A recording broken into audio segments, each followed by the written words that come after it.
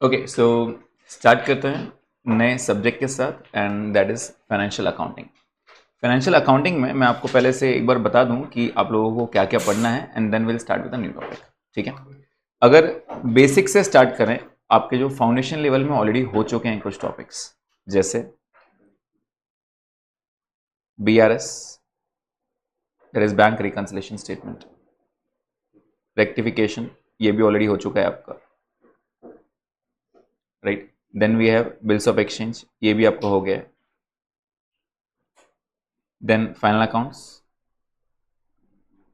And NPO, these are the topics जो आप लोगों ने फाउंडेशन लेवल में कवर किया, राइट। कुछ बच्चे ऐसे होंगे सर ये इसमें से कुछ टॉपिक्स हम पहले स्किप करके गए, ऐसा पॉसिबल हो सकता है कि सर ये फाउंडेशन लेवल में कोई पढ़ा ही नहीं था, हम स्किप करके गए थे, लेकिन MCQs था तो हमारा काम हो गया।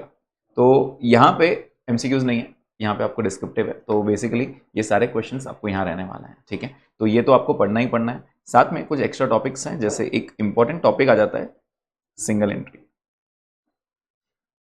सिंगल एंट्री ना ये सब टॉपिक्स का मिक्सचर है, उसके अंदर रेक्टिफिकेशन भी है, उसके अंदर थोड़ा बिल्स ऑफ एक्सचेंज भी है, उसके अंदर फाइनल अकाउंट्स भी है, उसके अंदर NPO भी है, सब बेसिक्स हैं। मतलब बेसिकली 11 से लेके अभी तक का जितना भी आपका अकाउंटिंग जर्नी रहेगा वो सब सिंगल एंट्री में कवर होगा। सिंगल एंट्री में करना क्या होता है, सिंगल एंट्री में करना फाइनल अकाउंट से ही है, मतलब बेसिकली वो फाइनल अकाउंट से ही है। बट रेगुलर फाइनल अकाउंट्स में क्या रहता है, सारी इन्फॉर्मेशन रेडीमेड रहती थी, इसके अंदर आपको इन्फॉर्मेशन ढूंढ ढूंढ के निकालनी रहती है। सो सिंगल एंट्री वो थोड़ा सा टफ हो जाता है आप लोगों के लिए, अगर आपके बेसिक स्ट्रॉन्ग नहीं है तो। बट मैं कोशिश करूंगा यहाँ तक पहुंचने से पहले आपके सारे बेसिक्स, कैसे सोचने का तरीका रहना चाहिए आपके अकाउंट्स में, वो आपको डेवलप करने की कोशिश करूंगा यहाँ तक, राइट। तो सिंगल एंट्री भी आपका वहाँ तक रहेगा। इसके बाद आपको कुछ और टॉपिक्स हैं जो स्टैंड अलोन टॉपिक्स है, जिनका दूसरों से कोई लेना देना नहीं है, दूसरे टॉपिक्स हैं। एक है इंश्योरेंस क्लेम्स और एक है हायर परचेस, ठीक है। इंश्योरेंस क्लेम और हायर परचेस टॉपिक है आपको। इसके अलावा आपको एक मेजर बड़ा टॉपिक है, वो है पार्टनरशिप। पार्टनरशिप की अगर हम बात करें तो आप लोगों के 12th में बेसिक बेसिक हुआ था, आपका एडमिशन हुआ था, रिटायरमेंट हुआ था, डेथ हुआ था, रेजोल्यूशन हुआ था, वो सब कुछ है यहाँ पे। लेकिन इस बार वो बेसिक लेवल पे नहीं है, इस बार एडवांस लेवल पे है। वो टाइम पे जिसने भी गुडविल के एडजस्टमेंट्स पे ध्यान नहीं दिया था, या वो अगर इजी वाले क्वेश्चन है तो गुडविल कर लेंगे, टफ वाले है तो हम उसको स्किप कर देंगे, वैसा वाला अगर पॉइंट था, तो मैं कोशिश करूंगा पूरी कि आपको पार्टनरशिप के गुडविल के बेसिक्स पूरे स्ट्रॉन्ग हो जाए यहाँ पर, ठीक है। अगर वो गुडविल आ गया तो पार्टनरशिप बहुत क्लियर हो जाएगा। उसके बाद आपको इसके अंदर पार्टनरशिप में एडमिशन, रिटायरमेंट, डेथ, ये तो है ही है। इसके अलावा आपको डिसोल्यूशन भी है। अब ये वाले वो टॉपिक्स हैं जो 12th में आप लोगों ने ऊपर ऊपर से पढ़ लिया था, राइट। डिसोल्यूशन के साथ आपको कुछ और भी टॉपिक्स आते हैं, जैसे amalgamation and sale and conversion into a company, ये एक नया टॉपिक है। और डिसोल्यूशन में एक और पॉइंट आता है पीसमेल डिस्ट्रीब्यूशन। पीसमेल डिस्ट्रीब्यूशन वो होता है जहां पे हम एक्चुअल डिस्ट्रीब्यूशन ऑफ कैश की बात करते हैं। जब टॉपिक आएगा मैं आपको और बताना शुरू करूंगा, ठीक है। ये आपको सारे टॉपिक्स पढ़ना है। इसके साथ एक और बड़ा टॉपिक है जो है ब्रांच और डिपार्टमेंट। ब्रांच एक बड़ा टॉपिक है, तो बोलने के लिए ब्रांच एक टॉपिक है, लेकिन ब्रांच एक्चुअल में 3 अलग अलग टॉपिक्स हैं, जिसमें आता है डिपेंडेंट ब्रांच, इंडिपेंडेंट ब्रांच और फॉरेन ब्रांच। वो तीनों इंडिविजुअल चैप्टर्स ही हैं। अगर आप ब्रांच को एक टॉपिक बोल के पढ़ोगे तो ब्रांच आप स्किप कर दोगे, सर कितना बड़ा टॉपिक है। अगर आप उसको 3 अलग अलग टॉपिक की तरह पढ़ोगे तो 3 अलग अलग टॉपिक्स वो ईजी हो जाएंगे आपके लिए, राइट। और डिपार्टमेंट, अगर ब्रांच आता है तो डिपार्टमेंट एकदम ईजी हो जाता है आपके लिए। या फिर अगर डिपार्टमेंट में सिर्फ एक ही कंसेप्ट है, स्टॉक रिजर्व वाला, क्या रहता है स्टॉक रिजर्व, इस पर हम बात करेंगे, ठीक है। इसके अलावा कुछ और टॉपिक्स हैं जो फाउंडेशन में अगेन हुए थे, वो था आपका जॉइंट वेंचर और कंसाइनमेंट। इससे बच्चों को बहुत प्रॉब्लम होती है कंसाइनमेंट से, क्योंकि यहाँ पे इनवॉइस प्राइस आ जाता था। जैसे इनवॉइस प्राइस आता था वहाँ पे खत्म हो जाते थे बच्चे कि सर ये परसेंटेज आ गए यहाँ पे। तो परसेंटेज का खेल था, वो अपन एक बार बात कर लेंगे कैसे यूज़ करना है। और परसेंटेज कैसे यूज़ करते हैं मैं आपको आज फर्स्ट सेशन में सिखाना शुरू कर दूंगा, how to use the percentage, so that आपको आने वाले जितने भी आप चैप्टर्स पढ़ोगे उसके अंदर आपको ईज मिले, आपको प्रॉफिट कैलकुलेशन में कुछ प्रॉब्लम ना हो, परसेंटेज आपको बहुत ईजी हो जाए, ठीक है। तो आइडियली ये सब आपके सिलेबस में है, मतलब इतना सारा सिलेबस है आपको जो आपको 100 मार्क्स के लिए कवर करना है। इसके बाद आपको कुछ 5 से 6 AS हैं जो आपको कवर करना है, अकाउंटिंग स्टैंडर्ड। अब एक बात समझ लो, जितना भी आप अकाउंट सीखते हो वो सब AS की बदौलत है। आप अकाउंटिंग स्टैंडर्ड्स के को ही फॉलो करके ये करते हो। इसमें से कुछ AS ऐसे हैं जो आप ऑलरेडी पढ़ भी चुके हो, मालूम नहीं रहता AS के नाम। जैसे आप 11th स्टैंडर्ड से एक एडजस्टमेंट यूज करते थे क्लोजिंग स्टॉक की, आपको मालूम है कहाँ आता है closing stock, trading credit and balance sheet asset, ये आता था, राइट। आपको वो भी आता था क्लोजिंग स्टॉक, और फिर वो लिखते थे वहाँ पे कॉस्ट प्राइस अगर 1 लाख है और मार्केट प्राइस 1,20,000 है, तो आप कौन सी वैल्यू यूज करते थे, आप 1 लाख यूज करते थे, which ever is lower, right. तो विच एवर इज लोअर कहाँ लिखा हुआ है, ये S2 में लिखा हुआ है। सो बेसिकली कुछ ऐसे प्रिंसिपल्स जो आप लोग पढ़ के आए हैं, बस ये मालूम नहीं था ये कहाँ लिखा हुआ है, हमको सिर्फ सिखाया गया था 11th में जो लोअर रहेगा वो वैल्यू करना, राइट। तो वो उन्होंने वैल्यू कैसे किया, जैसे अगर वो बोलते हैं कि कॉस्ट 1 लाख रुपए, तो वो 1 लाख कैसे वैल्यू किया वो हमको सीखना है AS2 में, ठीक है। तो ये बेसिकली अकाउंटिंग स्टैंडर्ड्स है जिसके अंदर आपको AS2 भी है, AS10 PP that is fixed assets, उसके बाद AS16 बोरोइंग कॉस्ट और 19 है लीजेस है, ये सब आपको AS पढ़ना है। तो ये AS में कौन से लिस्ट है ये बाद में आराम से देखेंगे। सो ओवरऑल आपके सिलेबस में इतना सब कुछ है, ठीक है। आज मैं एक इंपॉर्टेंट टॉपिक स्टार्ट करने वाला हूं जो आइडियली 5, 7 या फिर 10 मार्क के लिए पूछा जा सकता है, and that is hire purchase, ठीक है। हायर परचेज, इसके बारे में आपने पहले नाम सुना होगा, सिर्फ नाम सुना होगा, ऑल्दो कैलकुलेशंस शायद नहीं भी आते होंगे आपको, लेकिन हायर परचेज का नाम जरूर सुना होगा आपने। बेसिकली इंस्टॉलमेंट सिस्टम आजकल की लाइफ में वही चलता है। अगर डिमांड को पूरा करना है, जैसे अगर मेरे पास मुझे चीज़ खरीदनी है 5 लाख की, लेकिन मेरे पास 1 लाख ही है, ऐसे तो मैं कभी ले नहीं पाऊंगा, 5 लाख जमा करने का कितना टाइम लग जाएगा। तो अगर मुझे वो 5 लाख की चीज़ चाहिए तो मैं अभी से खरीद सकता हूँ, मे भी शायद मेरे पास सिर्फ 1 लाख क्यों नहीं हो, राइट। इंस्टॉलमेंट्स पे 1 लाख अभी दे दो, बाद में आप क्या करो 1-1 लाख करके और 5 बार दे देना, टोटल 5 लाख की चीज़ मैंने 6 बार पेमेंट किया तो आपको 6 लाख देने पड़े। आपको लगता है वो 1 लाख रुपए ब्याज है, इंटरेस्ट, यस, क्योंकि आप लेट पेमेंट कर रहे हो तो इंटरेस्ट है, राइट। तो बस वही चीज़ आपको हायर परचेज में सीखना है कि वो 1 लाख रुपए इंटरेस्ट कहाँ एडजस्ट करना है, इस साल में एडजस्ट करना है, अगले साल में करना है और अगले साल में करना है, तो ये हायर परचेज में सीखना है। बट जैसे मैंने आपको बताया सबसे पहले मैं आपको परसेंटेज सिखाऊंगा, how to use the percentage, right. तो सबका ध्यान यहाँ पे रहेगा और परसेंटेज आप लोग मेरे साथ स्टार्ट करेंगे। अगर मैं आपको बोलता हूँ मेरा कॉस्ट 60,000 है, ठीक है, और मैं आपको बोलता हूं प्रॉफिट इज 20% ऑन कॉस्ट, आप मुझे बता सकते हैं कितना होने वाला है? तो आप बोलोगे सर 60,000 को सीधा से 20% निकाल लो, बराबर कितना आएगा प्रॉफिट? तो आप बोलोगे प्रॉफिट इज 12,000, बराबर। प्रॉफिट कितना है? 20%, कितना आएगा ये? 12,000। तो आप बता सकते हो सेल प्राइस कितना होगा? सेल प्राइस कितना हो जाएगा? 72,000। ये सबको समझ में आता है क्या? आपका सेल्स हो जाएगा 72,000, इजी, यस। तो ये तो काफी इजी हो गया, कॉस्ट में प्रॉफिट ऐड करेंगे तो सेल प्राइस आ जाएगा, राइट, ओके। इसको सेकंड पार्ट पे लेके जाते हैं। अगर मैंने आपको कहा मेरा सेल्स 80,000 है, सेल्स है 80,000 और मैंने आपको कहा profit is 25% on sales, can you directly calculate 20,000, right. तो आप बोलोगे सर प्रॉफिट 20,000 है, बिल्कुल सही है। तो profit is 25% which comes to 20,000। Please बताइए सेल्स में से प्रॉफिट ऐड करना है या लेस करना है? लेस करेंगे तो क्या आएगा आपका? कॉस्ट 60,000। क्या यहां तक पॉइंट क्लियर है? तो ये तो काफी सिंपल था, कॉस्ट दिया था, परसेंटेज भी कॉस्ट पे था, सेल्स दिया था, परसेंटेज भी सेल्स पे था। अब अगर क्रॉस करते हैं तो क्या करते हैं?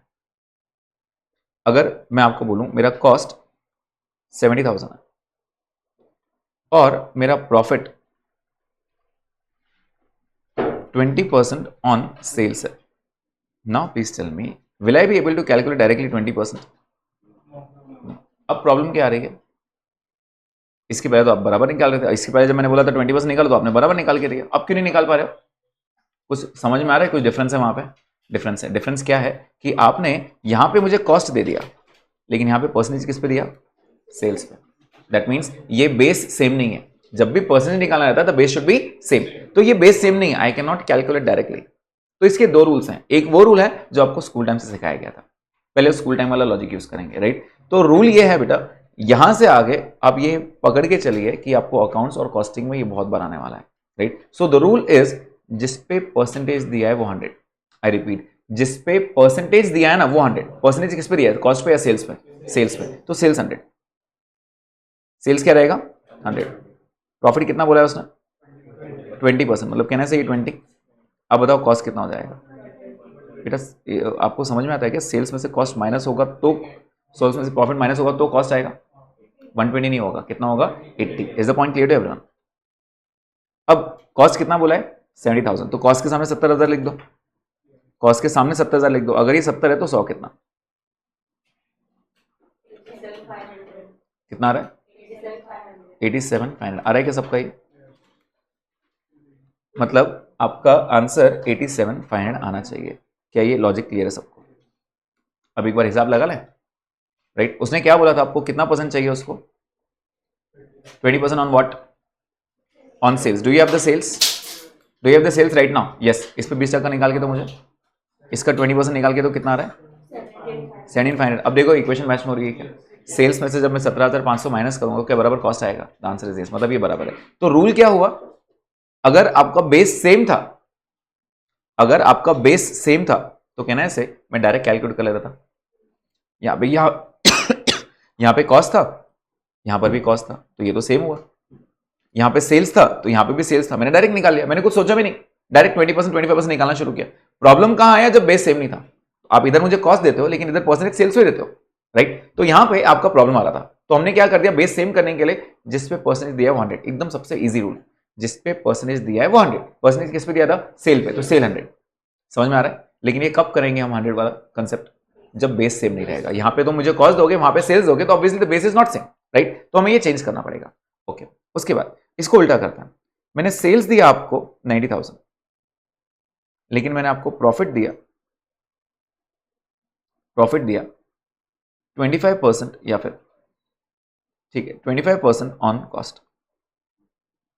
अब बताओ क्या मैं डायरेक्ट 25% निकाल सकता हूं क्या, नहीं, क्यों नहीं निकाल सकते हैं, ये सेल्स है और यहाँ क्या है परसेंटेज कॉस्ट पे, the base is not same, right, the base is not same. Please बताइए 100 किसको अज्यूम करोगे आप, कॉस्ट, जिस पे परसेंट दिए वो 100, तो कॉस्ट कितना लोगे आप 100, प्रॉफिट कितना है उसके ऊपर, प्रॉफिट कितना है 25, प्रॉफिट कितना है 25। अब मुझे बताओ कॉस्ट में प्रॉफिट ऐड होगा या कॉस्ट में प्रॉफिट लेस होगा, ऐड होगा तो क्या आएगा, सेल्स आएगा। इतना समझ में आता है कि कॉस्ट में प्रॉफिट ऐड होता है तो सेल प्राइस आता है, तो सेल कितना हो जाएगा प्लीज बताइए 125। अब उन्होंने क्या दिया, सेल 90,000 है, अगर सेल 90,000 है तो आपका कॉस्ट कितना, क्रॉस मल्टीप्लाई करना आता है क्या सबको, 72,000, प्लीज चेक, आ रहा है क्या ये आंसर। ये कैलकुलेशन आपको डे 1 पे इसलिए सिखा रहा हूं क्योंकि ये कम से कम 7-8 चैप्टर्स में लगने वाला है, नाइक के अकाउंट्स में आपको कॉस्टिंग में ये रूल लगने वाला है, समझ में आया सबको। अब थोड़ा शॉर्टकट की बात करें, शॉर्टकट कोई कोई बच्चों को बहुत टफ लगता है, स्टार्टिंग में वो चीज़ टफ ही लगती है, क्योंकि मैं फ्रैक्शन की बात करूंगा, स्टार्टिंग में टफ लगेगा, लेकिन अगर आप वो रूल को समझना शुरू करोगे it will be easier for you to calculate, ठीक है।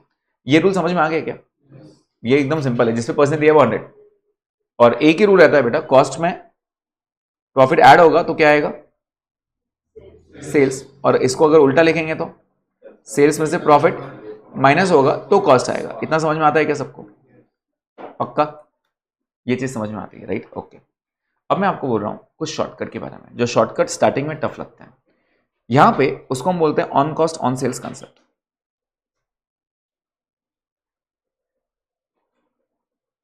On cost on sales concept, now what is this concept, अगर आप मुझे बेस सेम नहीं दोगे तो मैं वो बेस को शिफ्ट कर सकता हूं, अगर आप मुझे बेस सेम नहीं दोगे, मतलब इधर आप कॉस्ट दोगे इधर सेल्स पे दोगे परसेंटेज, तो ये बेस सेम नहीं है, उसको हम शिफ्ट कर सकते हैं। शिफ्ट कैसे करना है, तो यहां पे मैं लिख रहा हूं ऑन कॉस्ट और यहां पे लिख रहा हूं मैं ऑन सेल्स। तो रूल ये है 1 on cost is half on sales, half on cost is 1/3 on sales, 1/3 on cost is 1/4 on sales, 1/4 on cost is 1/5 on sales, 1/5 on cost is 1/6 on sales and so on, ये rule चलता रहेगा। अब ये क्या लिखा है मैंने आपको वो समझाने की कोशिश करता हूं। बेटा 1 मतलब कितना परसेंट होता है, 100%, हाफ मतलब 50%, मतलब मैं ये बोल रहा हूं अगर आप बोलोगे 100% ऑन कॉस्ट है, मैं बोलूंगा it is equivalent to 50% of sales, एक ही बात है, मैं प्रूव करके दूंगा थोड़ी देर में आपको। हाफ, हाफ मतलब कितना 50%, एंड 1/3 मतलब कितना होता है 33.33, 33.33% को हम लिखते हैं 33 1/3%, समझ में आ रहा है, ओके। 1/3 को क्या लिखते हैं हम 33 1/3%, 1/4 को हम क्या लिखते हैं 25%, ये समझ में आता है क्या सबको, 1/4 को क्या लिखा जाता है 25। अगर प्रॉब्लम आता है सर 1/4 को 25 कैसे बोला आपने, तो 1/4 इंटू 100 कर दो, परसेंटेज इज ऑलवेज इंटू 100 कर दो, आपको आंसर आ जाएगा, समझ में आ रहा है, ओके। उसके बाद 1/4 कितना होता है 25%, और 1/5 कितना होता है 20%, 1/5 कितना होता है 20%, अरे समझ में, ओके। 1/5 कितना हो गया 20%, और 1/6 कितना होता है 16.66 या फिर 16 2/3% बोलते हैं इसको, 16 क्या बोलते हैं 16 2/3, 2/3 करके देखो कितना आता है 0.66 आता है, 2/3 कितना आता है 0.66, और 0.66 plus 16 is 16.66, is the point clear. इस तरह ही रूल है, और ये रूल आगे भी वैलिड रहेगा 16 17 17 18 18 19 19 110। अब ये क्या है एग्जैक्टली, तो ये रूल हमने कब यूज करना चाहिए, when the base is not same. अब मैं आपको यही सेम क्वेश्चन वापस शॉर्टकट में सिखाता हूं, राइट। अब आप बोलोगे सर ये वाला थोड़ा टफ लग रहा है स्टार्टिंग में सुन के, लेकिन ये चीज़ एक्चुअल में बहुत ईजी होती है और बहुत फास्ट होती है। मैंने ये चीज़ आपको अभी थोड़ी देर पहले कैलकुलेट करके दिया।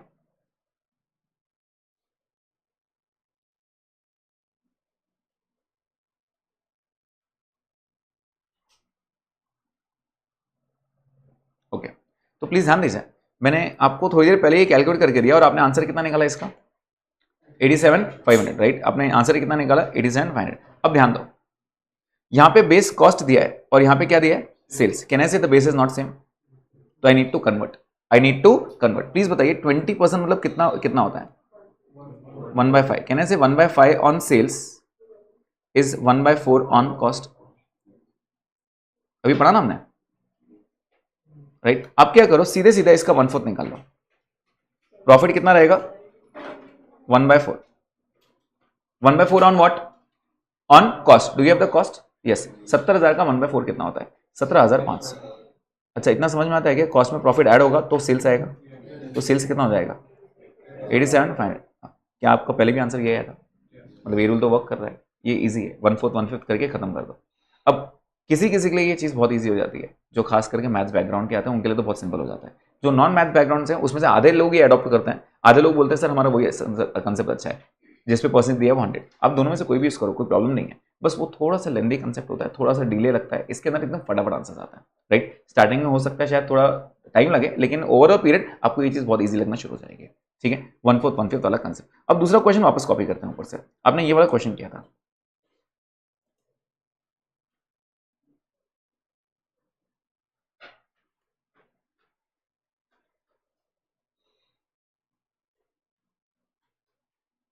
ओके, तो आपने ये क्वेश्चन किया था अभी, ठीक है?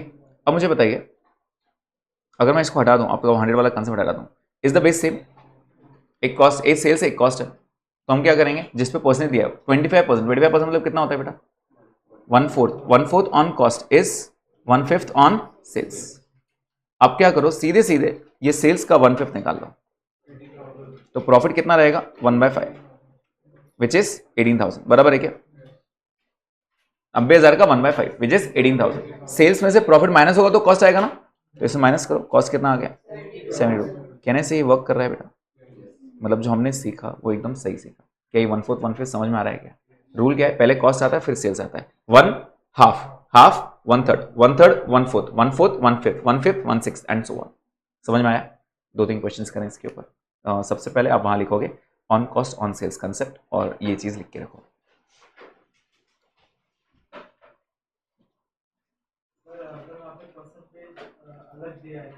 सुन लो, मैं उस पर आ रहा हूँ।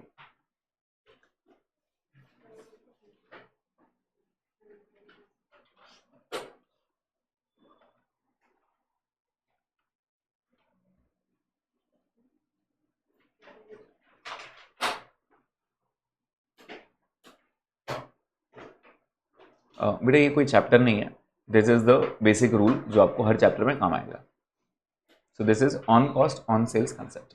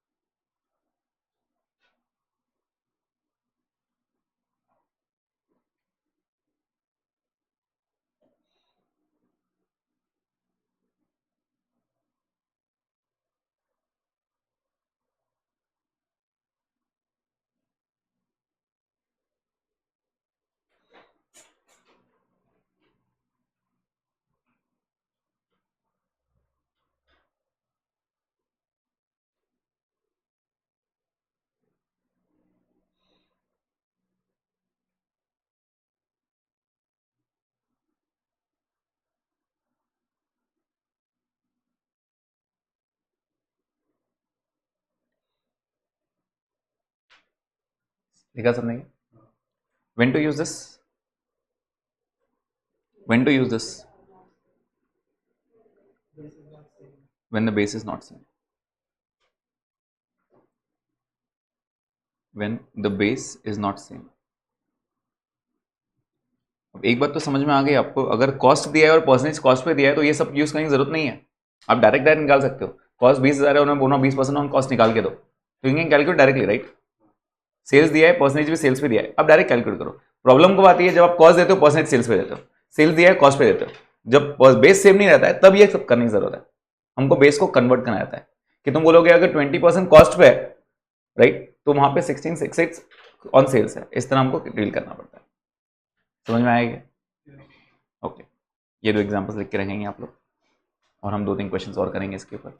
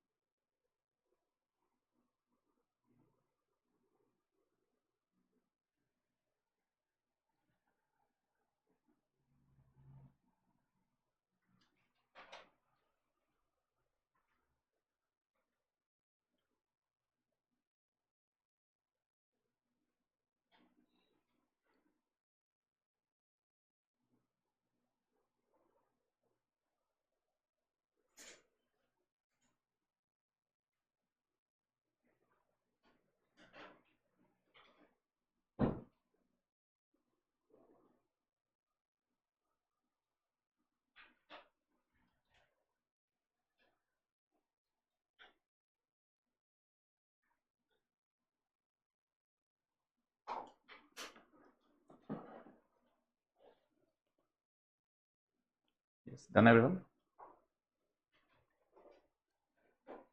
सो मैंने यहाँ पे आपको दिया प्रॉफिट, सॉरी कॉस्ट 60,000 है, और प्रॉफिट दिया है 16/2 ऑन सेल्स। प्लीज बताइए, इज द बेस सेम? नहीं, यहाँ पे कॉस्ट है और यहाँ पे क्या दिया है? सेल्स। तो हमको कन्वर्ट करना पड़ेगा। How much is 16/2? 1/6 on sales is 1/5 on cost, तो सीधे सीधे इसका 1/5 निकाल लो, तो प्रॉफिट कितना हो जाएगा? 1/5। 60,000 का 1/5 कितना होता है? 12,000। अब कॉस्ट में प्रॉफिट ऐड होगा या कॉस्ट से प्रॉफिट लेस होगा? ऐड हो जाएगा, तो आपका सेल प्राइस कितना आ जाएगा? 72,000। सबको समझ में आ रहा है? ये सेल प्राइस हो जाएगा आपका 72,000।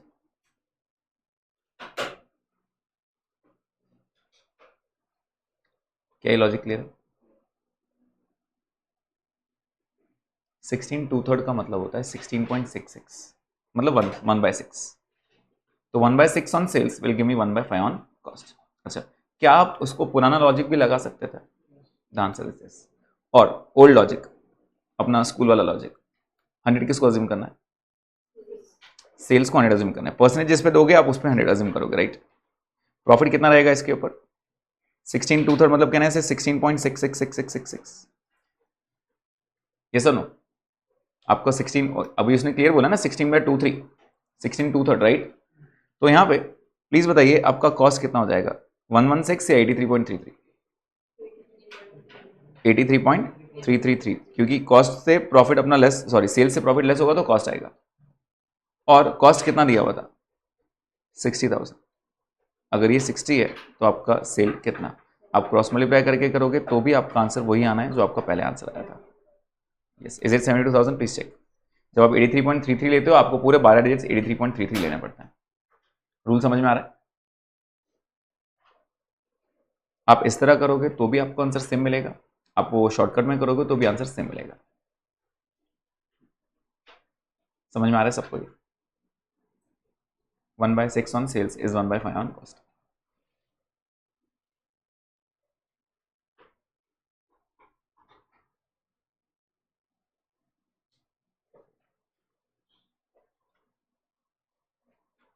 तो अपना बेसिक रूल क्या है, जिस पे परसेंटेज दे 100, अगर तुम परसेंटेज कॉस्ट पे दोगे तो कॉस्ट पे, सेल्स पे तो सेल्स। लेकिन ये कब फॉलो करते हैं हम, जब the base is not same. Base same है तो डायरेक्ट कैलकुलेट करना, बेस सेम है तो डायरेक्ट कैलकुलेट करना। ये समझ में आया क्या सबको? ओके, इसका आंसर दीजिए मुझे अभी।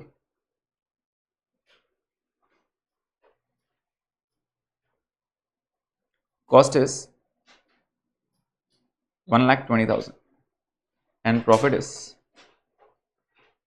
25% on sales. प्लीज बताइए, is the base same? The base is not same, right? यहाँ पे क्या दिया है आपको? कॉस्ट, और यहाँ पे क्या दे, परसेंटेज किस पे दे रहे हैं वो? सेल्स पे। वापस से कन्वर्ट करें, 25 मतलब कितना होता है? 1/4। 1/4 on sales is 1/3 on cost.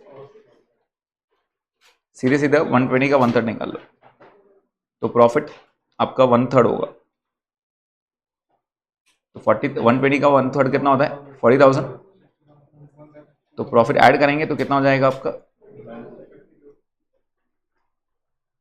Sales हो जाएगा आपका 1,60,000। अरे सबको समझ में?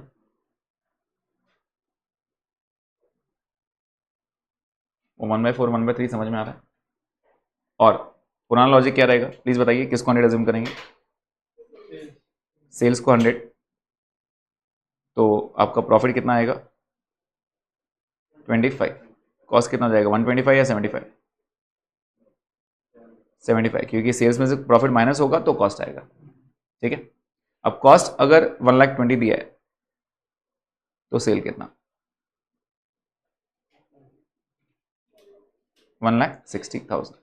आ रहा है क्या समझ में सबको? ये मतलब दोनों लॉजिक से आप सेम आंसर निकाल पा रहे हो। मैं दोनों इसलिए बता रहा हूं बेटा कि आपको जो इजी लगे आप वो फॉलो करो। ठीक है, वो on cost on sales concept समझ में आ रहा है? ओके, व्हाट इफ ये परसेंटेजेस ऑड रहे, जैसे 25 की जगह 26 आ गया, 27 आ गया, 20 की जगह 22 आ गया, तो फिर ये रूल बना नहीं है आपके लिए। वो टाइम पे आप क्या करेंगे? वो टाइम पे अपना पुराना लॉजिक। इन शॉर्ट, ये जो मैंने ऊपर लिखा है ना आपको, ये वाले इनको हम स्टैंडर्ड परसेंटेज बोलते हैं।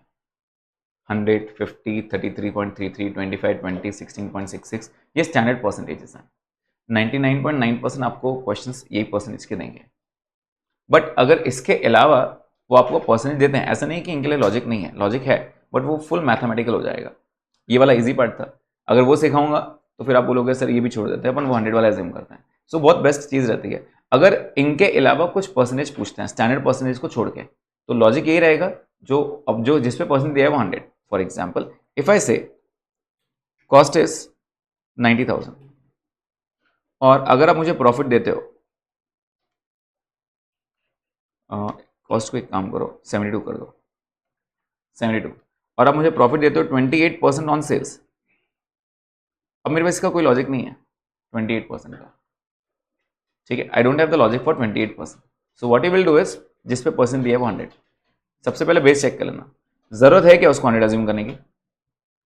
हाँ, क्योंकि कॉस्ट और सेल्स बेस अलग अलग है ना, तो 100 अज्यूम करने की जरूरत है। किसको 100 अज्यूम करेंगे? जिस पे परसेंट दिया है। परसेंटेज किस पे दिया है? सेल्स कितना है? 100। प्रॉफिट कितना है? 28। सेल्स में से प्रॉफिट माइनस होगा तो कॉस्ट आएगा, कॉस्ट 72,000 कॉस्ट दिया है, तो ऑब्वियसली मेरा सेल कितना होगा? 1 लाख। आ रहा है क्या समझ में? इसके लिए कोई शॉर्टकट रूल नहीं है, इसके लिए आपका एक ही रूल है, जिस पे परसेंटेज दिया है वो 100। क्लियर है? जिस पे परसेंटेज दिया है वो 100, क्रॉस मल्टीप्लाई करना आता है सबको अभी, into 100 divide by 72। Logic clear है? अगर मैं आपको सेल देता हूं 90,000 और प्रॉफिट दिया है आपको 15% ऑन कॉस्ट प्लीज बताइए, परसेंटेज आपका बेस सेम है क्या? बेस सेम नहीं है, लेकिन 15% कोई शॉर्टकट है क्या आपके पास? नहीं, शॉर्टकट नहीं है। तो आप क्या किसको 100 अज्यूम करोगे? कॉस्ट को 100 अज्यूम करोगे। प्रॉफिट कितना आएगा? प्रॉफिट कितना आएगा? 15। तो आपका सेल्स कितना हो जाएगा? 115, क्योंकि cost plus profit is sales.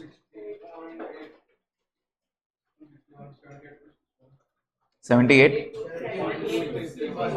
Point 261, ठीक है। अरे समझ में सबको ये? तो 100 किसको अज्यूम करेंगे, ये समझ में आया? कब 1/4 1/5 करना है, ये समझ में आया? ओके, तो बेसिक रूल्स हमको समझ में आ गए। जो चीज़ें हमको आगे बहुत बार लगने वाली है, ये चीज़ मैंने आपको अभी समझा दिया, ठीक है। प्लीज़ मेक श्योर कि अब जिनको ये पहले से नहीं आता था वो थोड़ा सा आज ही रिवाइज कर लेना, खुद के क्वेश्चंस खुद बना लेना। क्रॉस चेक किया जा सकता है, 100% क्रॉस चेक किया जा सकता है ये, ठीक है। तो आप कुछ एग्जाम्पल्स खुद से कर सकते हैं तो आपको ज़्यादा ईज मिलेगा, आपको क्वेश्चंस इजीली कैलकुलेट करने मिलेंगे, ठीक है।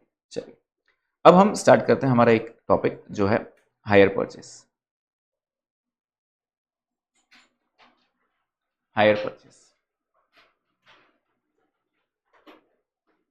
अब इसके अंदर मैं आपको कुछ लॉजिक्स देने वाला हूँ।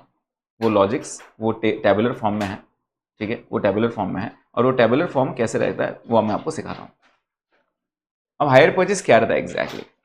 ये चैप्टर का पूरा नाम है hire purchase and instalment, short में हम हायर परचेज बोलते हैं, एचपी बोलते हैं इसको बेसिकली, ठीक है। Hire purchase, basically hire purchase क्या होता है? हम अभी थोड़ा पैसा देंगे और बाकी के पैसे धीरे धीरे देंगे। फॉर एग्जाम्पल एक सौदा ऐसा हुआ अपना कि मैंने आपको कहा मेरा एसेट का प्राइस 51,000 रुपीज है। कितना है? 51,000, ठीक है। लेकिन अब मैं जब लेने गया, लेट्स से मेरा एक एसेट है, ये लैपटॉप है, एक मैं लैपटॉप लेने गया और लैपटॉप पे प्राइस दिया था 51,000 रुपीज, ठीक है। तो मैंने कहा यार 51,000 तो नहीं है, तो एक काम करो, अभी आप मुझसे सिर्फ 11,000 ले लो, 11,000 पे राइट नाउ, ठीक है। अपन 11,000 क्या करेंगे, अभी के अभी दे देंगे, बाकी कितना बचा? 40। उसके बाद उसने क्या बोला, सर 10,000 अब अगले 4 साल में दे देना। तो आपको लगता है वो सिर्फ 40,000 ही लेगा मुझसे? नहीं, उसने क्या बोला, सर बाकी का जो 40,000 बाकी है, 40,000 जो बैलेंस है, वो आप क्या करना, वो आप 4 इक्वल इंस्टॉलमेंट्स में देना, इंस्टॉलमेंट ऑफ 10,000 ईच, प्लस इसके अंदर थोड़ा ब्याज भी जोड़ देना। इसमें क्या करना ना, आप 10% ब्याज दे देना प्लस 10% इंटरेस्ट, प्लस क्या करना, 10% इंटरेस्ट कर देना, राइट। अब मेरा आपसे सवाल है, आप कितना कितना पे करोगे? आप मुझे बता सकते हो? पहली बार ब्याज कितना रहेगा? सोचो आराम से, कितना? ओके 14,000। अगली बार मुझे 10,000 के इंस्टॉलमेंट देना, ये समझ में आया क्या? लेकिन अगर मैं सिर्फ उसको 10,000 देने जाऊंगा, वो बोलेगा सर और पैसे चाहिए। वो और कितने चाहिए कहने से और जो है वो ब्याज है, तो ब्याज कितना है मुझे वो चाहिए आपसे। तो माइंड में आता है सर 11,000 देना है। 11,000 इंटरेस्ट है या 11,000 टोटल अमाउंट है? टोटल अमाउंट कैसे निकाला बेटा आपने ये? तो आपने बोला सर 10,000 दे रहे हैं और 10,000 दे रहे हैं और 10 तक का ब्याज। अब थोड़ा लॉजिक लगाओ, आइडियली कहने से ये 40,000 का लोन लिया मैंने, आइडियली 40,000 का लोन लिया, ऐसे ही हो गया ना। अब सोचो क्या होगा अगर आप बैंक जाते हो, एग्जाम्पल दे रहा हूँ, 1/1/2021 में आप बैंक गए और बैंक से आपने 40,000 का लोन लिया 10% पे, ठीक है। अब साल के एंड में 31 दिसंबर के दिन जाओगे उसके पास, तो वो सिर्फ 40 ही रहेगा क्या? वो बोलेगा सर ब्याज चाहिए। ब्याज कितना? वो ब्याज 10,000 पे लेगा या 40,000 पे लेगा? नहीं, आप तो उसको 10,000 देने का ना, उसको बोलो 10,000 पे ब्याज ले, बोलेगा सर 10,000 तो आप वापस दे रहे हो, लोन 40,000 का लिया है। समझ में आया क्या? लोन कितना लिया है? 40,000, तो 40,000 पे ब्याज लगेगा। कितने पे ब्याज लगेगा? 40,000 पे ब्याज लगेगा, क्योंकि जितना लोन लेंगे उस पर ब्याज लगेगा ना, राइट। तो 40,000 पे 10% कितना होता है? 4,000। तो बोलेगा सर 4,000 पे यहाँ ब्याज लग चुका है, तो टोटल अभी आपने कितना देना है? कितना देना है? 44। समझ में आया? फिर मैंने बोला सर 44 तो नहीं देता हूँ। अपनी जबान क्या थी? 10,000 प्लस जो भी इंटरेस्ट आएगा। अपनी जबान क्या थी? 10,000 plus interest on outstanding balance. कहने से मैंने अभी 40,000 नहीं दिया आपको, इसका मतलब मैंने 40,000 का लोन लिया आपसे, तो 40,000 का अगर लोन लिया तो 40 पे इंटरेस्ट भी तो लगेगा। इंटरेस्ट जो है ना, मैं जितना पे कर रहा हूं उस पर नहीं लगता है, जितना मैंने लोन लिया ना उस पर लगता है। Is the point clear, right? तो 40,000 पे 10% ब्याज लगा, कितना हो गया? 14,000। अपनी जबान क्या थी, कितना पे करूंगा आपको? 10,000 प्लस इंटरेस्ट, मतलब कितना पे करना चाहिए आपने? 14,000। कहने से अब 14,000 कम हो जाएगा, मैंने 14,000 दे दिया ना आपको, तो बैंक वाला क्या बोल रहा था? सर 40 पे अभी 4,000 ब्याज लग चुका है, अभी 44 देंगे आप। मैंने कहा भाई 14,000 तो ले लो अभी, अब कितना और देना है? 30। कहने से अगले साल अब वो बोलेगा सर अभी आपका लोन 30,000 है, अब ब्याज 30,000 पे लगेगा, क्योंकि 10,000 तो चुका दिया ना यार मैंने। समझ में आया? अब अगली बार ब्याज कितने में लगेगा? 30,000 पे। 30,000 पे 10% कितना होता है? 3,000। अब वो बोलेगा सर 33,000 हो गए अभी आपके, 33। मैंने कहा ठीक है, अभी सेकंड इंस्टॉलमेंट देता हूँ। कितना देंगे अपन? 10,000 प्लस इंटरेस्ट, कितना देंगे? 13,000। तो मैंने 13,000 उनको रीपे कर दिया। अब कितना बाकी रहा? समझ में आया क्या? अब कितना बाकी रहा? 20,000। अब वो इंटरेस्ट कितने पे लेगा? 20 पे लेगा। 20,000 पे 10% कितना होता है? 2,000। कितना हो गया? 22। कितना पे करोगे? 12,000, क्योंकि अपनी जबान थी 10,000 plus interest. Is the point clear? तो आपको समझ में आया क्या? हर बार मेरा इंटरेस्ट कम कम कम होते क्या? इसको हम बोलते हैं इंटरेस्ट रेड्यूसिंग बैलेंस पे। रेड्यूसिंग बैलेंस पे मतलब क्या कि आप जो होम लोन वगैरह भी अगर देखोगे तो ये सब रेड्यूसिंग बैलेंस पे रहता है। जब आप रीपे करते हो तो रीपेमेंट में क्या होता है? थोड़ा सा प्रिंसिपल अमाउंट जाता है और थोड़ा सा इंटरेस्ट अमाउंट जाता है। सो बेसिकली कहने से ये 14,000 में 10,000 मेरा प्रिंसिपल अमाउंट लोन में से कटा और 4,000 मेरा ब्याज कटा। समझ में आ रहा है क्या है? तो ये कैलकुलेशन आपको करना है। This is basically hire purchase. तो आपको कैलकुलेशन क्या करना है? आपका इंटरेस्ट कितना है, आपका प्रिंसिपल कितना है, बस ये निकालना है आपको। This is your payment, right? अब ये कैसे करेंगे? अब ये तो मैंने आपको ओरली समझा दिया, लेकिन इसको प्रैक्टिकली कैसे करते हैं, टेबुलर फॉर्म कैसे बनाते हैं, वो आपको सिखाऊंगा।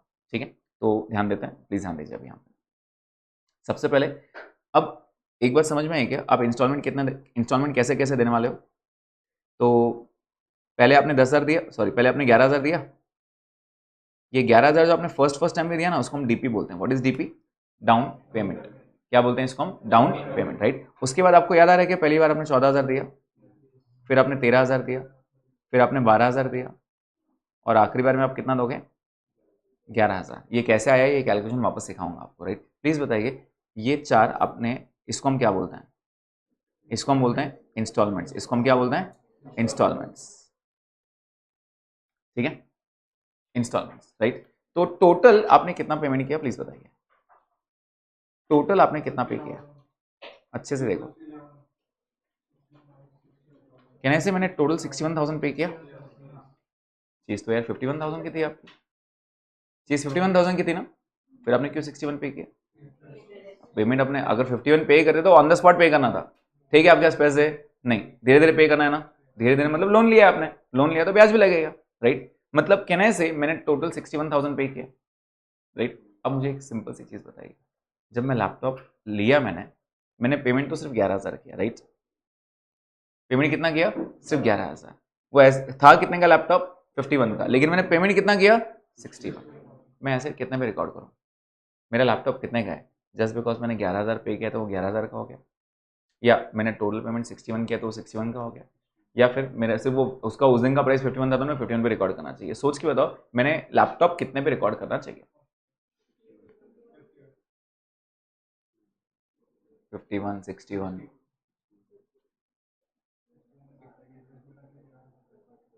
हाँ बोलो, सोचो सोचो, मुझे बताइए आंसर। The answer is 51,051। आपको एक बार समझ में आएगा, ये 10,000 पे जो एक्स्ट्रा लगा ना, वो ब्याज है, ब्याज, इंटरेस्ट। इंटरेस्ट आपके लिए एसेट है या एक्सपेंस है? एक्सपेंस तो पीएल में जाना चाहिए ना। एसेट आज भी 51,000 का है। समझ में आ रहा है? ये जो 10,000 आपने एक्स्ट्रा दिया, दैट वाज इंटरेस्ट, ब्याज है वो, और ब्याज एसेट नहीं होता है, ब्याज खर्चा होता है। समझ में आ रहा है? और ये जो 51,000 है, क्या इसको हम बोलेंगे आज का प्राइस है? ये जो आज का प्राइस होता है ना, इसके लिए एक टर्म है और उसको हम बोलते हैं कैश प्राइस। इसको हम क्या बोलते हैं? Cash price. मतलब आज के आज पैसा दो, एसेट आपका, पूरा पैसा दो तो ये 51,000 मिलेगा आपको। इसको हम क्या बोलते हैं? Cash price. और ये 61,000 को हम क्या बोलते हैं? इसको हम बोलते हैं एचपी प्राइस।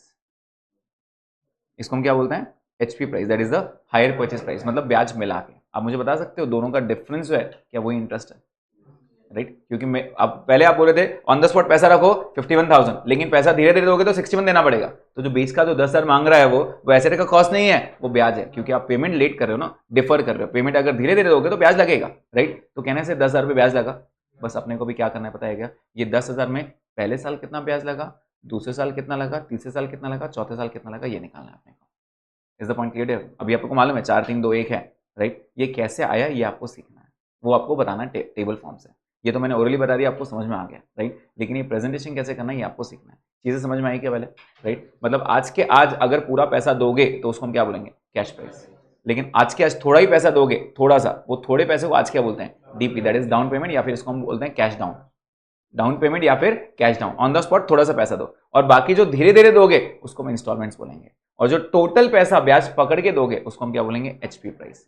और दोनों का डिफरेंस, कैश प्राइस और हायर परचेज का डिफरेंस जो रहेगा उसको हम क्या बोलेंगे? Interest. Is the point clear? लेकिन आपको समझ में आया कि इंटरेस्ट 10,000 पूरा 1 साल का नहीं है, ये ओवर द पीरियड है, 4 साल का ब्याज है। तो 4 साल में पहले साल में कितना आएगा, दूसरे साल में कितना आएगा, तीसरे साल में कितना आएगा, चौथे साल में कितना आएगा। बेसिकली मैं 4 साल अकाउंटिंग करूंगा तो 4 साल पीएनएल बनेगा ना, तो पीएनएल में पहले साल के पीएनएल के डेबिट में कितना लिखेंगे? इंटरेस्ट। सेकंड में कितना लिखेंगे, थर्ड में कितना लिखेंगे, फोर्थ में लिखेंगे, ये आपका टारगेट है, ये आपको देखना है। Is the point clear? So this is basically hire purchase. आपको बुक्स मेंटेन करते समय कैसे रिकॉर्ड करना है वो आपको सीखना है। लॉजिक समझ में आया सबको, राइट? अब आंसर कैसे लिखेंगे इसका, तो एक छोटा सा टेबल आता है, प्लीज ध्यान देना। अब मैं ना इसकी डेट देता हूं आपको, मैं क्वेश्चन आपको एक फ्रेम करके डेट बताता हूं और बताता हूं कैसे सॉल्व करना है, ठीक है? अगर मैंने आपको कहा ऑन 1/4/2019, आप लोग मेरे साथ लिख सकते हैं, सीधे सीधे क्वेश्चन लिखेंगे और हायर परचेज आप हेडिंग दोगे। क्या बोल रहे हो? Hire purchase price. Cash price समझ में आया क्या सबको? मैं सीधा क्वेश्चन समझाता हूँ, ओरली मैंने समझा दिया अभी, अब क्वेश्चन के थ्रू आपको समझाता हूँ कैसे करना है, right? On 1/4/19 mister A purchased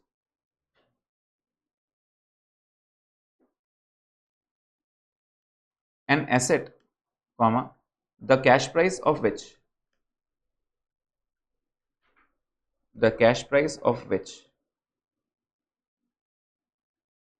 was rupees 80,000.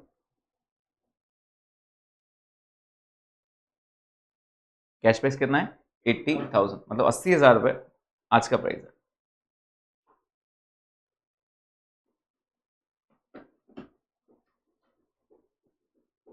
He paid rupees 20,000 cash down and agreed to pay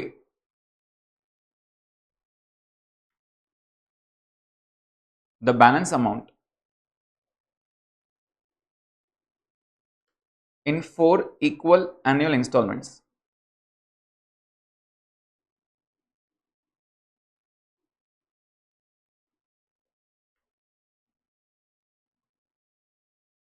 Plus interest at the rate 10% per annum. Interest at the rate 10% per annum starting from 31st March 2020.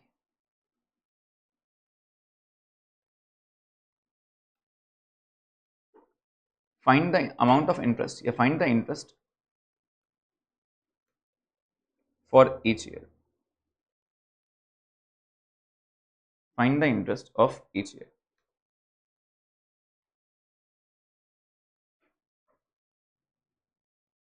अभी please बताओ, क्या आज का on the spot price दिया हुआ है क्या? अगर आज के आज मैं पूरा पैसा उसके टेबल पे रखूं और एसेट लेके आऊं, क्या ये प्राइस दिया हुआ है? यस। कितना प्राइस है वो? 80। उसी को हम क्या बोलते हैं? Cash price. मतलब आज का प्राइस, आज के आज पूरा पैसा दो, एसेट आपका, फिर कोई इंस्टॉलमेंट नहीं लगेगा, राइट? लेकिन मैंने पूरा दिया क्या? 80 में से मैंने कितना दिया? 20। उसको हम क्या बोलते हैं? डीपी। उसको हम क्या बोलते हैं? डाउन पेमेंट, कैश डाउन या फिर डीपी, राइट? मतलब बाकी कितना बचा? 60। बाकी कितना बचा? 60। 60 का वादा कैसे किया अपन ने? कितने इंस्टॉलमेंट्स मिलेंगे? 4। 60 डिवाइड बाय 4 करेंगे क्या अपन? 60 डिवाइड बाय 4, मतलब कहने से 15 15 15 15 के 4 बार कितने पड़ेंगे? लेकिन सिर्फ वो 15 में मानेगा नहीं, बोलेगा सर ब्याज भी चाहिए अपने को, बराबर ना? वो ब्याज भी मांगेगा, राइट? तो ब्याज कितना देना है उसको? 10%। ब्याज कितना देना है? 10%। तो इसके लिए आपको एक टेबल बनाना पड़ता है, और टेबल कैसे बनता है? Opening closing IGI। क्या दिया मैंने? Opening closing IGI। अब ये क्या है ओपनिंग क्लोजिंग IGI, प्लीज ध्यान देना। एक बार टेबल अच्छे से समझ लो, उसके बाद आप आराम से कॉपी कर सकते हो। मैं यहां लिख रहा हूं ओपनिंग क्लोजिंग IGI, ठीक है। और यहां मैंने दे दिया डेट। मैं सबसे पहले आपको समझा दूं, मैं ऑर्डर दे रहा हूं। आप पेमेंट कैसे करोगे? कहने से पहले डीपी पे करेंगे, उसके बाद क्या करेंगे? फर्स्ट इंस्टॉलमेंट, फिर सेकेंड इंस्टॉलमेंट, फिर थर्ड इंस्टॉलमेंट, उसके बाद फोर्थ इंस्टॉलमेंट। बराबर है क्या? चलो एक बार डेट बताओगे क्या? डीपी मतलब कहने से ऑन द स्पॉट पे करना पड़ेगा। ऑन द स्पॉट कब पे करोगे? 1419, तो 1419 लिख दूं क्या यहाँ पे? 1419, ठीक है। और कहने से साल के एंड में आप पे करोगे, तो पहला इंस्टॉलमेंट कब दिया होगा? 31 मार्च 2020 दिया है क्या यहाँ पे लास्ट में? देखो यहाँ पे स्टार्टिंग फ्रॉम 31 मार्च 2020, मतलब हर साल के एंड में आपको ये किस्त देनी है, इंस्टॉलमेंट देना, राइट। अगला इंस्टॉलमेंट कब दिया होगा? 31 मार्च 21, अगला 31 मार्च 22, अगला 31 मार्च 23। क्या ये पॉइंट समझ में आया? एकदम अच्छे से समझ में आया, राइट। चलो अभी टेबल अपन ने क्या बनाया? Opening closing IGI। Now what is I? I stands for interest. I stands for interest. Interest किस पे लगता है? इंटरेस्ट जो लगेगा ना, इट इज ऑलवेज, मैं इसको नीचे कर देता हूं तो आपको टेबल समझ में आएगा, मैं वहां पे लिख भी देता हूं। Interest G is gross and I is instalment. Table समझ में आया क्या ये? Opening closing IGI। I is interest, G is gross, I is instalment. Clear? Instalment मतलब अपन कितना पैसा देंगे उसको, राइट। अब कुछ बातें इसमें ध्यान देने वाली है, जिसमें से अगर आप प्राइम फोकस रहेगा तो मैं 3 चीजों पे फोकस करूंगा। मैं ना इसको ब्लू में लिख देता हूं। मेरा पहला फोकस ये ओपनिंग पे रहेगा, पहला फोकस ये ओपनिंग पे रहेगा। दूसरा ये इंटरेस्ट पे रहेगा, और तीसरा मेरा लास्ट में रहेगा ये वाला अमाउंट। आपको ये 3 चीजों पे हमेशा ध्यान देना है, राइट। 3 चीजों पे ध्यान कैसे देना है? ये जो ओपनिंग वाला जो रहेगा डीपी के टाइम पे, ये आप हमेशा कैश प्राइस से स्टार्ट करोगे। समझ में आ रहा है? उसके बाद क्या डीपी के टाइम पे there is no interest, there is no interest. समझ में आ रहा है? डीपी के टाइम पे कोई ब्याज नहीं लगेगा, क्योंकि मैंने आज लोन लिया, आज थोड़ी ब्याज दूंगा, ब्याज तो अगले साल दूंगा ना। समझ में आ रहा है? लोन अगर आज लिया तो आज से थोड़ी ब्याज लगेगा, ब्याज लगेगा साल के एंड में। तो डीपी के टाइम पे कोई ब्याज नहीं लगेगा। यही पॉइंट क्लियर है? और लास्ट में कहने से आखिरी इंस्टॉलमेंट देने के बाद मेरा कोई लोन नहीं बचेगा, तो लास्ट में अमाउंट डैश आना चाहिए, मतलब ये दोनों अमाउंट डैश आने चाहिए। और मैंने स्टार्ट कहां से करना चाहिए? Cash price. What is the cash price? 80,000। What is the cash price? 80,000। क्या ये पॉइंट समझ में आ रहा है? ये 3 चीजों पे प्राइम फोकस करना चाहिए। क्या किया मैंने? हमारा टेबल स्टार्ट कहां से होगा? कैश प्राइस से। डीपी के टाइम पे there is no interest, there is no interest, और लास्ट इंस्टॉलमेंट के टाइम पे मेरा बैलेंस 0 हो जाना चाहिए। So basically what is this? This is nothing but a loan account. Loan का सिस्टम कैसे रहता है, जो बैंक लोन के वर्किंग करती है ना, वो लोन का वर्किंग कैसे रहता है ये आप सीख रहे हो प्रैक्टिकली। बहुत जरूरी है ये चीज समझना, ठीक है। तो ये हो गया इंटरेस्ट, राइट। अब मुझे बताइए इंटरेस्ट किस पे लगना चाहिए? तो इंटरेस्ट लगता है हमेशा ऑन ओपनिंग। किस पे लगता है? On opening. ग्रॉस का मतलब होता है ओपनिंग प्लस इंटरेस्ट। ग्रॉस का मतलब क्या होता है? Opening plus interest. चलो चालू करेंगे एक बार, अभी टेबल पे ध्यान देना। तो कैश प्राइस कितना है? 80, 80 प्लस 0, तो ये तो 80,000 आएगा। बराबर है क्या? क्या आपने डीपी दिया है क्या? डीपी कितना दिया सोच के बताओ? 20। तो अब मेरा बैलेंस कितना बचा? 80 में से 20 तो दे दिया मैंने, 60 कैसे निकाला वो बताओ अभी? 80 माइनस 20, व्हाट वाज 80 प्लीज बताइए? 80 क्या था? ग्रॉस, और 20 क्या था? तो कहने से closing is nothing but gross minus installment. समझ में आया क्या सबको? ये समझ में आया? कितना हो जाएगा? 60। ओके। क्या यहां का क्लोजिंग अगले साल का ओपनिंग बनेगा? तो चलो अब 60 लगेगा। अब ब्याज लगाना शुरू करें। क्या ब्याज 10% ओपनिंग पे लगेगा? तो 10% कितना लगेगा? अब टोटल कितना देना पड़ेगा मुझे? 66। समझ में आया ग्रॉस क्या होता है? ग्रॉस इज नथिंग बट आपका जितना ओपनिंग है प्लस ब्याज जोड़ दो उसके अंदर, 16,000 बराबर, सॉरी 66,000। अब मुझे बताइए अपनी जबान क्या हुई थी? अपनी जबान हुई थी 15,000 रुपये दूंगा प्लस ब्याज दूंगा, यही बात हुई थी ना। 4 इक्वल इंस्टॉलमेंट्स ऑफ 15,000। 15,000 कैसे निकाला अभी समझ में आया क्या सबको? पहले 80,000 में से 20 दे चुका हूं, बचा कितना? 60 को मैंने बोला 4 हिस्सों में दूंगा, 4 हिस्से मतलब 15,000 दूंगा, लेकिन सामने वाले ने क्या बोला? सर 15,000 देना पड़ेगा प्लस ब्याज देना पड़ेगा। ब्याज कितना है इस साल का? 6। तो मुझे टोटल कितना देना पड़ेगा? 21,000। समझ में आया क्या? कहने से 66 में से 21 दे दिया मैंने, ग्रॉस में से इंस्टॉलमेंट माइनस करो, 60 कितना बचेगा? 45। समझ में आया? 45 अगले साल का ओपनिंग बनेगा 45। इंटरेस्ट कितने पे लगेगा ओपनिंग पे? कितना?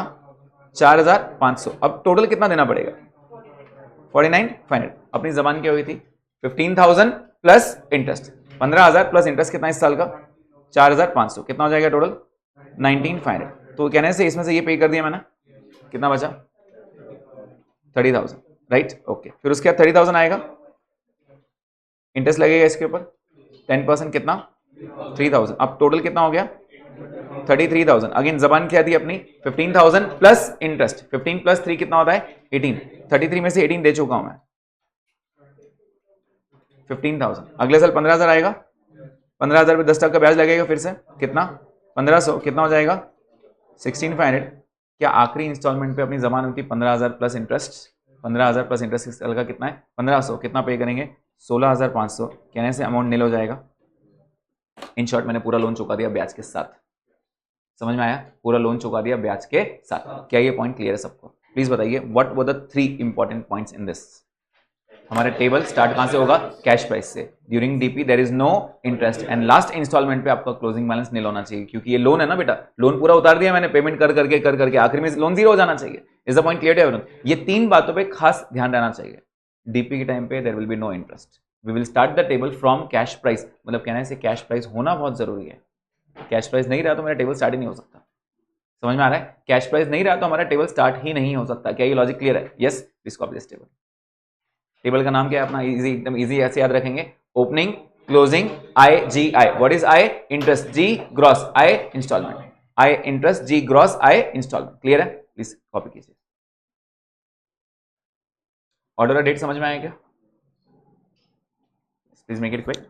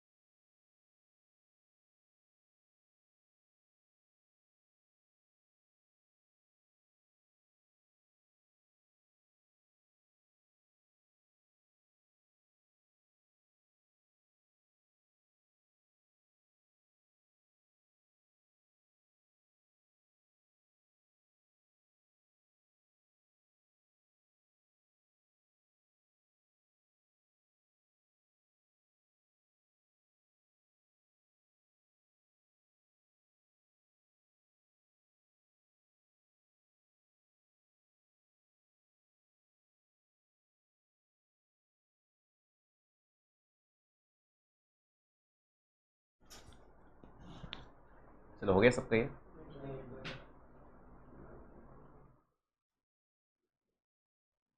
उसमें जो मैंने 3 ब्लू से मार्क किया है वो बहुत इंपॉर्टेंट है। वो क्यों इंपॉर्टेंट है, वो जब कैश प्राइस नहीं दिया रहेगा तो उसका इंपॉर्टेंस समझ में आएगा।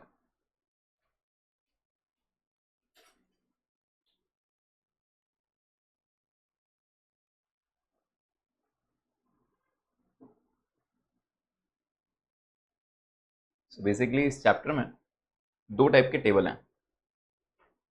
इसको हम बोलते हैं स्ट्रेट टेबल। स्ट्रेट वो होता है जब कैश प्राइस दिया रहता है। एक वो टेबल होता है जिसमें कैश प्राइस नहीं है, तो आपको पूरा रिवर्स बनाना पड़ता है। सो देयर आर 2 टेबल्स, जिसमें से एक टेबल आप सीख चुके हो।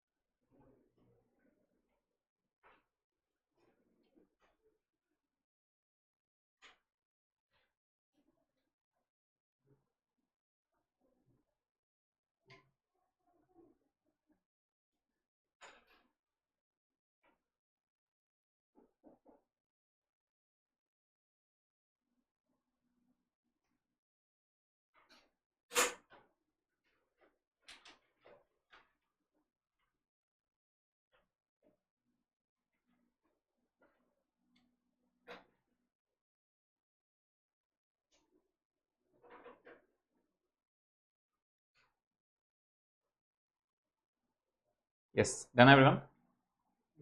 ठीक है, ये आप टेबल कॉपी कीजिए and that will be all for the first session. ठीक है।